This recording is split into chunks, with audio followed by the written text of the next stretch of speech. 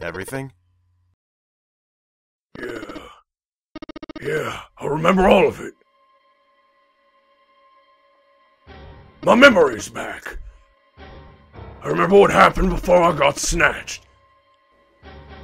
Seven's voice was filled with excitement. Shock and excitement had frozen Junpei in place, along with Snake and Clover. Let me tell you what happened. Seven hastily drew a shaking hand across his mouth and began to speak. Like Snake said, Ace is Hongo. From the right, the other three are Musashido, Nijisaki, and Kubota. Musashido was the man with the cash.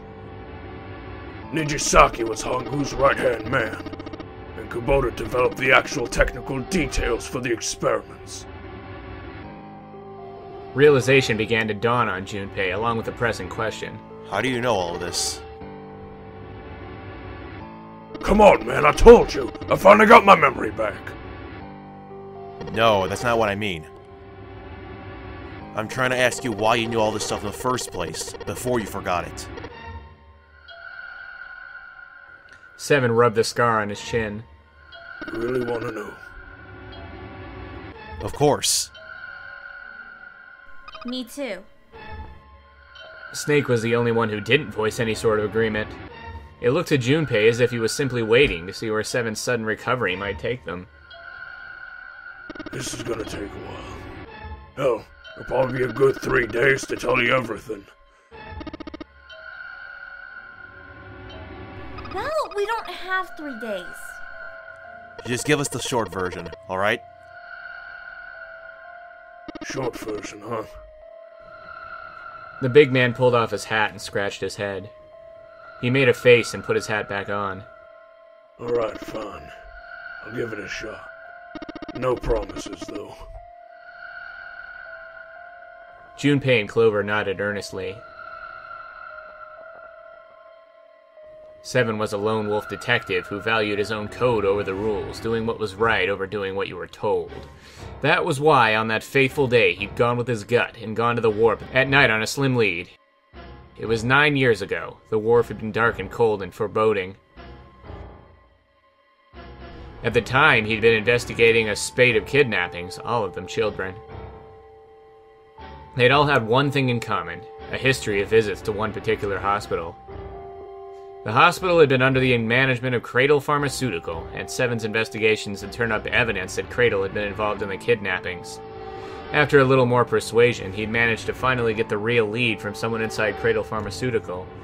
They'd told him that night, a ship was set to take the children from where they were being held to a large passenger liner docked offshore. Seven had, of course, gone to the wharf. Hidden in the shadows, he'd searched the harbor until at last he'd found a ship he was looking for. There were a number of human shapes moving near the ship. They were men in black suits. Many of them were carrying large bags. The bags. There was something about the way they moved as they were carried. There could be no mistake.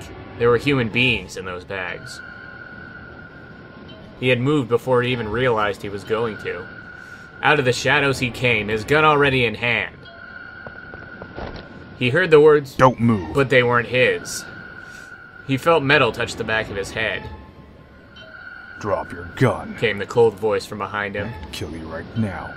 It'd mean nothing at all. I need only tie an anchor to your feet, and I doubt anyone will see you for perhaps a week or so. Is that what you'd like? The fish here would be rather thankful for the meal." With the words, he felt the cold metal thing behind him press against his skull. Slowly, Seven crouched down and laid his gun on the ground. Then suddenly, he felt a sharp pain in his neck. A needle. Was it some sort of drug? As he was thinking about that, Seven felt his face hit the cold concrete beneath him. He could feel the chill of it seeping into him.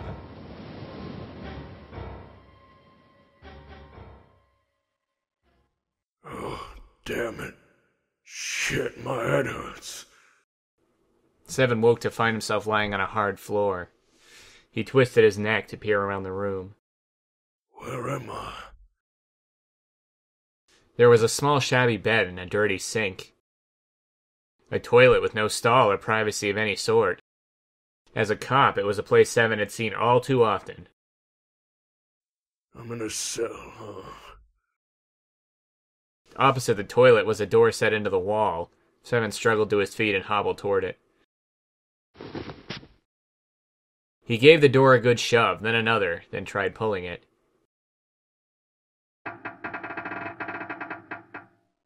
It didn't open. Well, that was about what he'd expected. It wasn't likely that someone would put him in a cell only to leave it unlocked. He threw himself against the door a few times, but to no avail. I knew it. Seven grumbled to himself as he moved back toward the bed. He sat down. He sat there for a very long time. Just how long, he wasn't sure.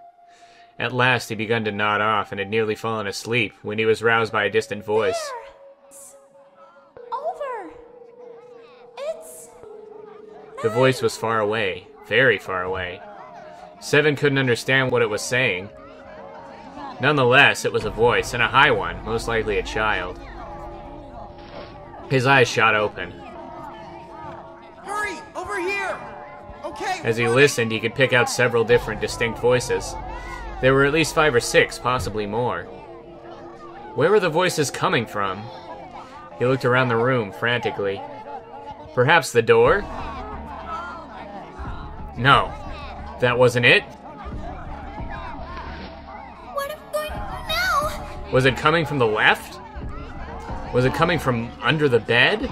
He grabbed the bed and flipped it up with ease. There it was. There was a hole for ventilation in the wall where the bed had been, covered with a metal grate. Seven lay down on his stomach and peered through the grate. He couldn't see anything. It was too dark. Now that he'd found it, however, there could be no doubt. This was the source of the voices. For a moment he was confused. Why were there children nearby? Then he remembered what the man from Cradle Pharmaceutical had told him. How a ship would take the kidnapped children from the wharf to a waiting passenger liner out in the ocean. Was Seven on that passenger liner? It didn't matter. What mattered was that he'd find a way to the children.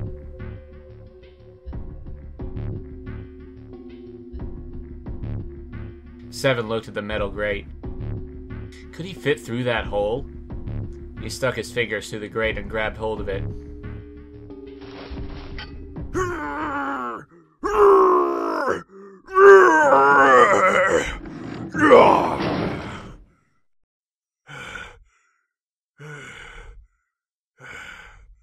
Yeah, how'd you like that, you son of a bitch? The dark square sat open before him. Seven wiped the sweat from his forehead and crawled inside. The first section of the duct was small. Seven could do little more than wriggle along on his belly. After a time, however, it got a little larger, and even someone as large as Seven was able to crawl along on his hands and knees. He felt like he'd grown from an inchworm to an insect. Not much of an improvement, but it was better than nothing. He'd begun to wonder where the duct would take him when... There was a thunderous sound, like a massive metal door slamming shut. Then he heard a voice. Warning. Warning. Emergency incineration command has been acknowledged. Automatic incineration will take place in 18 minutes. Please evacuate the incinerator immediately. Repeat. Emergency incineration command has been acknowledged. The voice wasn't harsh, but something about the calm with which it spoke made it even more terrifying. Seven wasn't sure what it meant, but incinerator certainly didn't sound good. Then, almost as if to confirm his suspicions, he heard a chorus of young voices. Many of the voices were simply screaming in terror and mixing with one another to create a single horrifying howl. Damn it, what the hell's going on here? Seven began to crawl along the duct as fast as his arms and legs would carry him. The noise he made was tremendous, but he was long past caring. A few moments later, a metal door appeared on the left side of the duct. Seven could hear the screams of the children from the other side of it. This was it! He grabbed hold of the handle and threw the door open. The old metal gave way easily before his onslaught. What the hell is this place? The room he was looking out into had a dome for a ceiling and 9 equally sized walls. At the top of the dome was an upside-down funnel. It looked almost like a chimney. Then he looked down. There they were. The children that he'd been looking for. They stared up at Seven, their cries silenced for the moment by surprise and fear. Whether they were scared of the room or him, Seven couldn't tell. It was certainly possible that they were frightened of both. Not that I could blame them. Run into a mug like this when they're already scared shitless. He permitted himself a short snort of a laugh, then turned to the children again. Don't worry, kids. I'm not your enemy. I'm one of the good guys. Not a single one of them moved. Except for one. He was a boy, slightly older than the others, in a private school uniform. Who the hell are you? As he spoke, he took a tentative step forward and gave Seven a suspicious look. I'm a detective. I'm here to rescue you. The moment the words were out of his mouth, he could see the children relax. How are you gonna help us? The boy in the uniform asked.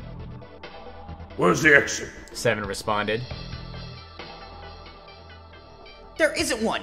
The doors we came in through won't open. And the door over there...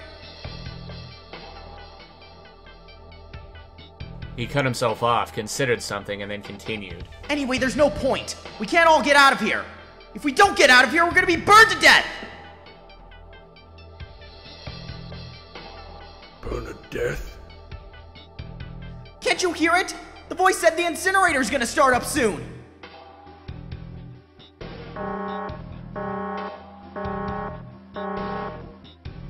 The voice spoke again. Automatic incineration will take place in 15 minutes. 15 minutes. They only had 15 minutes. Seven looked back down at the children. It was a good 20 or 30 feet to the floor. There was no way he could pull the children up. That was when he had an idea. Wait right here. I'm gonna be right back.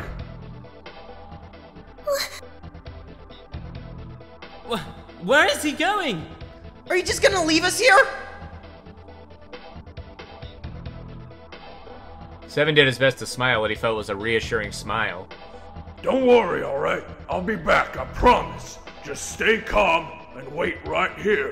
Got it? He didn't wait to hear them respond. There wasn't time.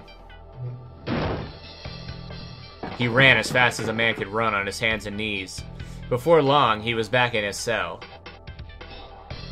He was back where he'd started, but he had a plan. There was something there that he needed. As soon as he was finished, he dove back into the duct and took off toward the incinerator.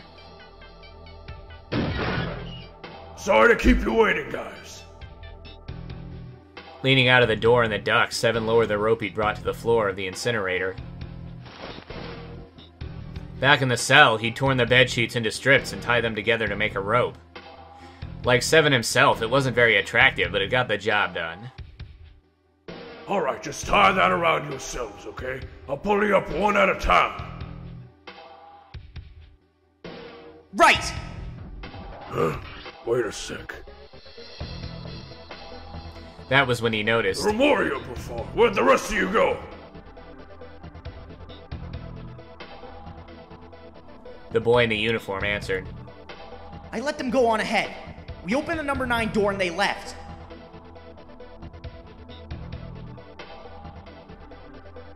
What? You're telling me you opened the door? That's what I said. Then what the hell are you still doing here? We couldn't go with them. Why not? Look, the only people who can go through the number door...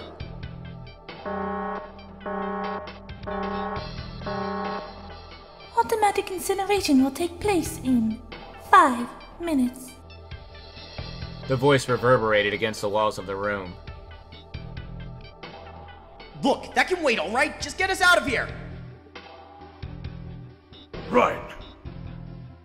Seven grabbed a hold of the rope. First up was a girl with a ponytail.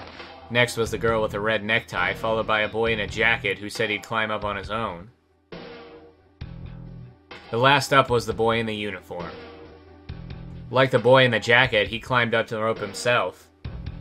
He looks scrawny from above, but his looks belied impressive strength. He scaled the rope quickly, but as he was almost to Seven, they heard the sound of someone knocking. All eyes turned to the door. Cut into it was a thick, square window. On the other side, they could see a furious face. God damn it! What's going on in here? Why is the room empty? Where the hell are those fucking kids?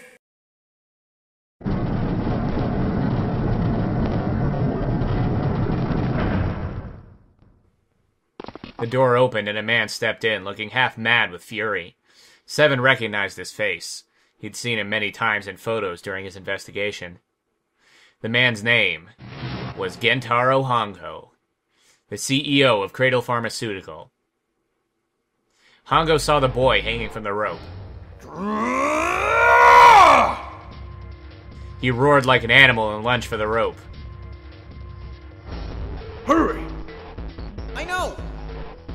The boy in the uniform resumed his scramble up the rope. You son of a bitch! Get back here, you little shit! He was 15 feet away. 10. The moment he came within arm's reach, Seven grabbed the boy in the uniform. With a jerk, he tossed him into the duct behind him. Ah! No! Hongo had lost any semblance of control. His face no longer looked human. It was twisted into something terrifying, the visage of a devil or ferocious monster. Seven quickly reeled in his rope, leaving a furious Hongo on the floor of the room, and crawled back into the duct. You fucking bastard! You won't get away with this! How dare you compromise the experiment! What experiment? Seven wondered.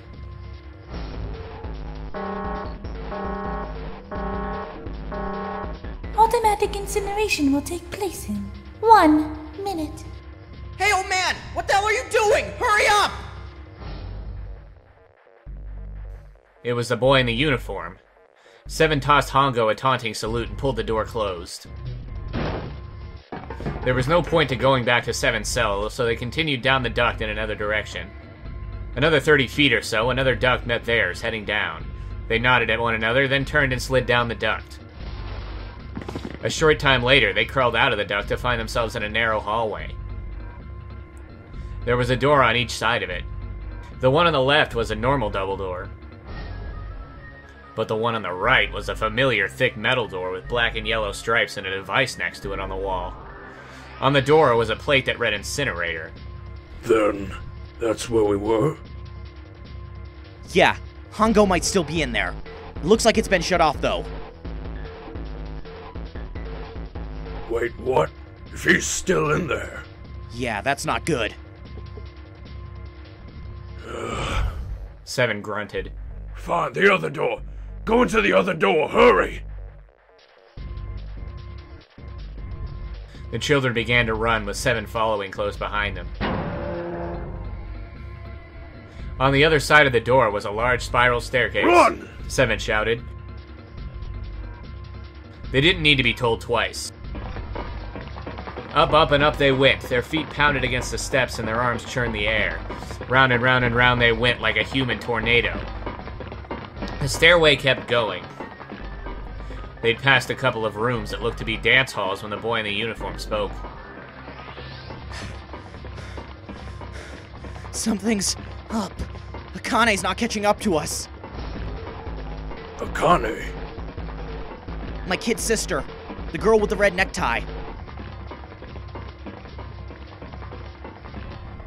Aane? That was strange. Seven didn't remember seeing that name in the list of children who'd gone missing. Hey! Aane! He cupped his hands around his mouth and yelled. There was no response. Maybe we outran her. Suddenly, the boy in the uniform stopped short. 7 stopped too, as did the boy in the jacket and the ponytailed girl. When did we do that? Well, we passed a couple of big rooms on the way there. Maybe she took a rest on one of them. No, that's impossible. Sorry, Grandpa. You keep going. I gotta go look for her downstairs. He turned to go. Hey, kid! Wait! God damn it, I said wait! The boy didn't even seem to hear him. Fuck! 7 spun around and yelled to the boy in the jacket and the girl with the ponytail. I'm going after him. You two keep going, alright? You got it? The girl nodded and began to run up the stairs. The boy, however... I'm going with you. 7 didn't have time to argue. Instead, he simply nodded and took off down the stairs. The boy in the jacket followed. They ran all the way to the bottom floor, calling for her. Aane was nowhere to be found. God damn it, where the hell did she go? The boy in the uniform couldn't hide his frustration. Help me! Somebody! Help me! It was a girl's voice. Aane! The boy in the uniform threw open the door and leapt into the hallway that faced the incinerator. 7 and the boy in the jacket followed. 7 couldn't believe what he saw. Hongo had grabbed Aane by the arm and was doing his utmost to force her into the incinerator. Come on, goddammit! Move! No! I don't want to! Let me go! Please, let go of me! She had planted her feet squarely on the floor and was doing her best to get away, but Hongo was much larger than she was. She wasn't going to win. Aane! The boy in the uniform shouted. He roared with anger and charged toward Hongo. You came back! Ha! You're too late, idiot! Hongo lifted Aane bodily from her feet and threw her, struggling, into the incinerator. Before 7 or the boy in the uniform could react, Hongo leapt through the door after her. They saw him land inside.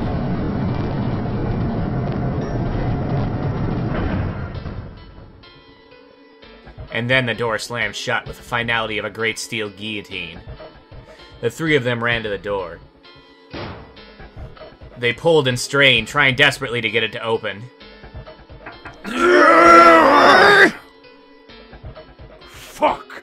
It's no use. The goddamn thing won't move an inch.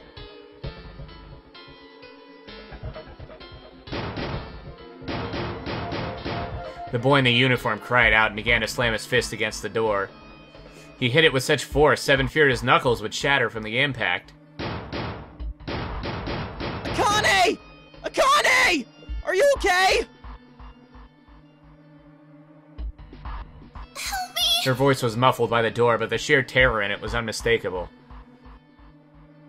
What should I do? I think I'm trapped in here. Where's Hongo? He went out the other door. What? Warning. Warning. Emergency incineration command has been acknowledged. Automatic incineration will take place in 18 minutes. Please evacuate the incinerator immediately. Repeat.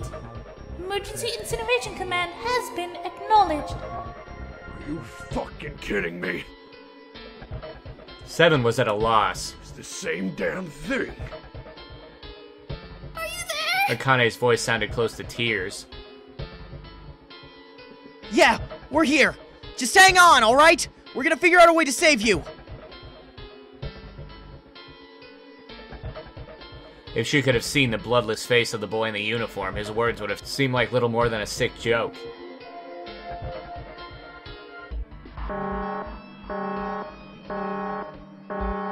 Automatic incineration will take place in 17 minutes. Please help me. I'm really scared. I don't want to die. Please, I don't want to die. It's gonna be alright. I'll figure something out. I promise. I promise, okay? You hear me? I promise! They could hear muffled sobs from the other side of the door. The boy in the uniform tightened his fists. His knuckles were a bloodless white. Seven could tell he was holding back tears of his own.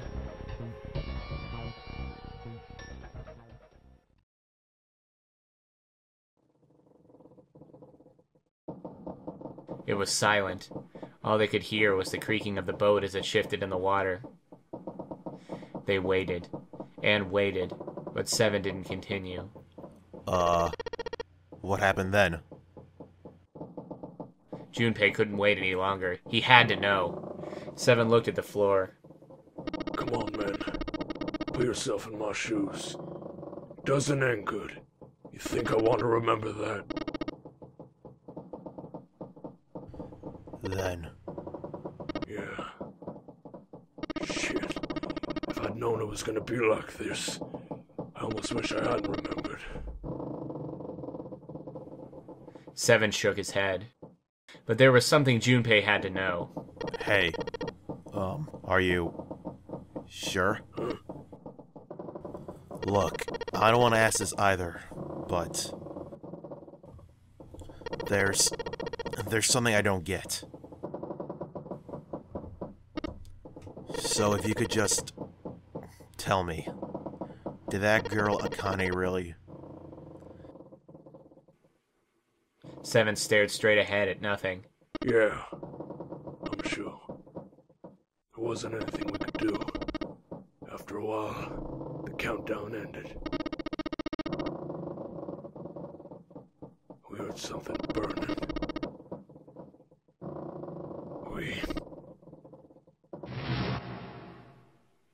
Even after the fire stopped, they couldn't move. Seven and the boy in the jacket simply stood where they were, frozen. The boy in the uniform collapsed, falling to the floor in a jumble of limbs like a puppet whose strings had been cut. A few more minutes passed. The door opened.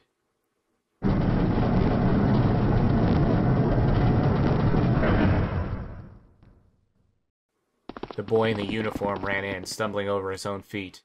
Seven and the boy in the jacket followed, still too numb to speak.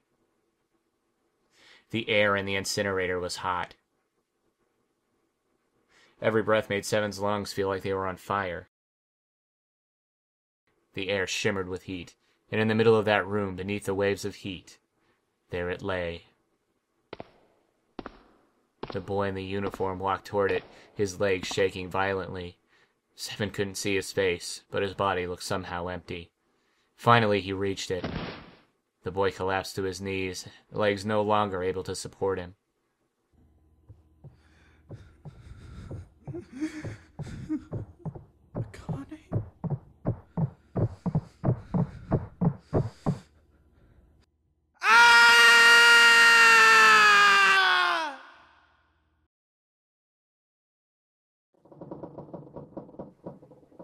Junpei felt a cold lump form in the pit of his stomach.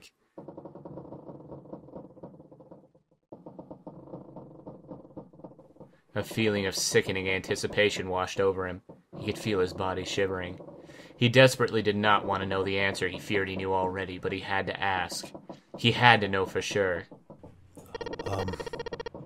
Can I ask you one more thing? What? The girl, Aane. What was her last name?